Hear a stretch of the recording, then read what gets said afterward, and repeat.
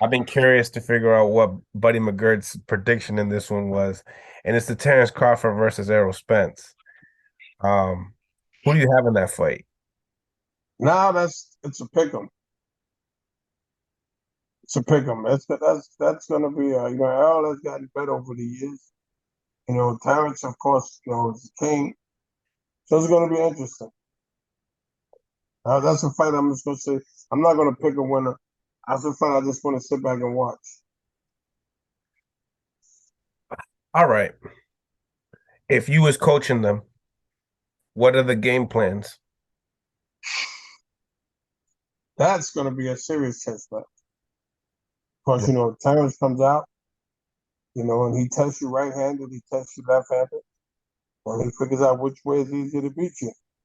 And once it may take Terrence 4 or 5 rounds, but once Terrence gets it, look out. And the same with Spence. Spence is the same way. He comes out. They both do the same thing. They see what you got. It may take them a few rounds to figure you out. So that's a fight that, like I say, whoever can figure out the first guy first and take control, they got to keep it. If they don't keep it, then it's not going to happen. So that's going to be a very interesting fight that I hope and pray to happens. Boxing, that's the fight boxing needs right now.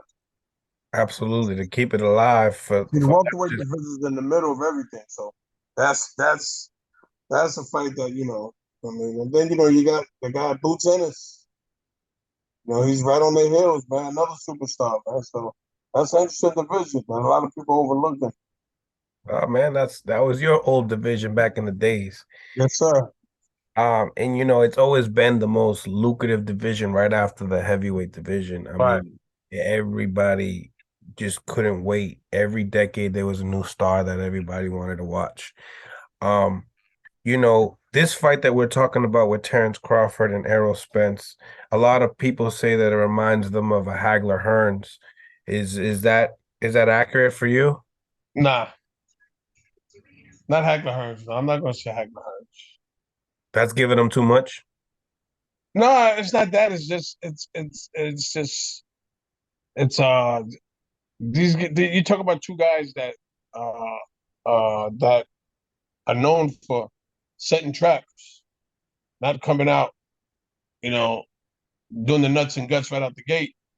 What I mean, Marvin, Marvin, that was his thing. Tommy's not going to back down. These two guys are totally different. These guys are very smart and they're very, sit back and wait a few rounds to figure you out. Terrence is very, very good at that.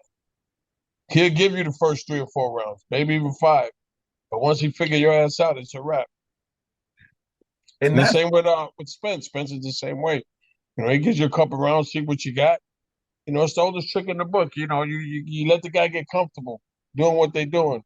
Meanwhile, you just say, okay, you took the bait. Now I'm gonna let you enjoy the bait for a little while, and after that, I'm gonna smash you.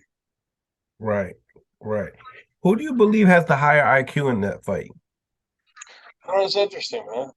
It's interesting. I'm not gonna pick one of them. It's very interesting because they both do it so well. So, some people say that in that fight, Errol Spence needs to really impose his will in that fight. And when I hear that, it seems to me that the other person has more of the IQ of, not trying to get picked off. Well, I don't know. I mean, I think they say that in the sense of uh Terrence not being able to get set to set the traps. But Terrence is gonna figure it out. I don't care how much you try to impose your will. He's gonna figure it out. He's a master at it.